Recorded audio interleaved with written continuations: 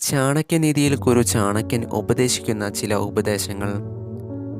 Number 1. നിങ്ങൾ എത്ര സമ്പാദിക്കുന്നുവെന്നതിലല്ല കാര്യം, ആപത്ത് വരുമ്പോൾ ഉപയോഗിക്കാനായി ധനം സൂക്ഷിച്ചു വെക്കുക. ആപൽക്കാലങ്ങളിൽ ചിലപ്പോൾ ലക്ഷ്മി ദേവി നമ്മെ വിട്ടുപോകുകയാണെങ്കിൽ സഞ്ചയിച്ച് വെച്ച ധനമെല്ലാം നശിച്ചു പോകും. നമ്പർ 2. അന്യമായി സമ്പാദിച്ച വസ്തുക്കൾ 10 വർഷത്തേക്ക് നിലനിൽക്കും, എന്നാൽ 11ാമത്തെ വർഷം അവയെല്ലാം വേരോടെ നശിക്കും. നമ്പർ 3. മുഷിഞ്ഞ വസ്ത്രങ്ങൾ ധരിക്കുന്നവനും പല്ലുകൾ ശരിയായി വൃത്തിയാക്കാത്തവനും സൂര്യോദയ സമയങ്ങളിൽ കിടക്കുന്നവനുമാണെങ്കിൽ അവനിൽ നിന്നും ഐശ്വര്യം പടിയിറങ്ങും. നമ്പർ 4.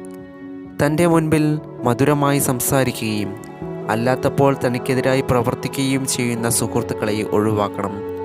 എന്തെന്നാൽ ചില സാഹചര്യങ്ങളിൽ അയാൾ ദേഷ്യത്തിനടിമപ്പെട്ട് ദേഷ്യത്തോടെ എല്ലാ രഹസ്യങ്ങളും വെളിപ്പെടുത്തിയ